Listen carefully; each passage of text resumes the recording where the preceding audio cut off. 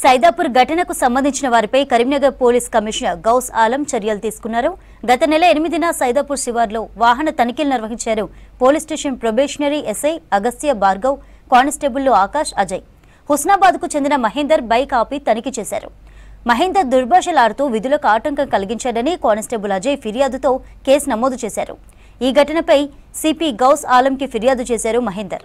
ఆకాష్, అజయ్లపై క్రమశిక్షణ చర్యల్లో భాగంగా వారికి ఛార్జ్ మెమో జారీ చేసి పోలీస్ స్టేషన్ విధుల నుంచి తప్పిస్తూ హెడ్ క్వార్టర్స్ కు అటాచ్ చేసినట్లు ప్రకటన విడుదల చేశారు సిపి. ప్రొబేషనరీ ఎస్ఐ భార్గవ్ పై విచారణ కొనసాగుతోందన్నారు. గత 20 రోజుల కిందట భార్గవ్ అనే సైదాపూర్ ఎస్ఐ, ట్రైనింగ్ ఎస్ఐ విపరీతంగా మహేందర్ను కొట్టడం జరిగింది.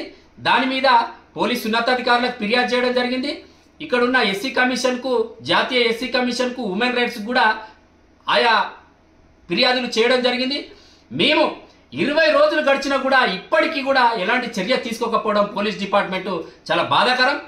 మేము ఒకటే అడుగుతున్నాం, ఆయనే కొట్టిండని సాక్ష్యాలు చూపిస్తూ, కర్ణబేరీలు వగిలినని సాక్ష్యాలు చూపిస్తూ, ఆయన కొట్టిన వీపు మీద కొట్టిన దెబ్బలు సాక్ష్యాలు చూపించినా కూడా ఇప్పటికీ కూడా చర్యలు తీసుకోకపోవడము, అది దాంట్లో ఏమో రహస్యం ఉందో ఇది ప్రజలకు తెలియాలని పోలీసులే ఆయనే ఉండగా కొట్టకు, నన్ను కొట్టకు అని బతిలాడుతున్నా కూడా ఆయన కొడుతూ, అంటే ఎస్ఐగా మీకు ఏం రైట్స్ ఉన్నాయని ఆయన ఏమన్నా అని ఉంటే, మీకు బూత్ మాట ఏమన్నా అని ఉంటే, డ్రంక్ అండ్ డ్రైవ్ కేసులో మీరు కొట్టే హక్కు ఎవరిచ్చిండ్రని మేము అడుగుతున్నాం.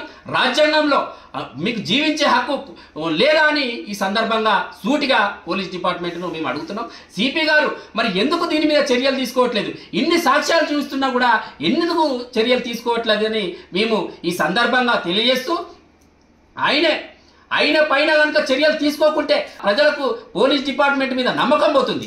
ఎందుకనంటే రాష్ట్రం మొత్తం కూడా పోలీస్ డిపార్ట్మెంట్ అంటే ఒక గౌరవం ఉంది, ఒక నమ్మకం, బలమైన నమ్మకం ఉంది. ఆడికి పోతే న్యాయం జరుగుతుంది, పోలీస్ స్టేషన్లో పోతే న్యాయం జరుగుతుంది అని అనుకుంటారు. కానీ ఇలా కొట్టి చావబాత్తరు అని చెప్పేసి ప్రజలలో ఒక భయం సృష్టించద్దని ఈ సందర్భంగా పోలీస్ డిపార్ట్మెంట్కు సూచన చేస్తున్నా.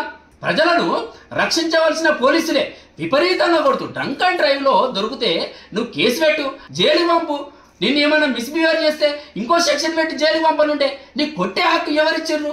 20 రోజులు గడిచినా కూడా ఇప్పటికీ చర్యలు తీసుకోలేదు. వెంటనే ఆయనను చర్యలు తీసుకోవాలి. ఆయన మీద అటెంప్ట్ మర్డర్ కేసు నమోదు చేయాలి.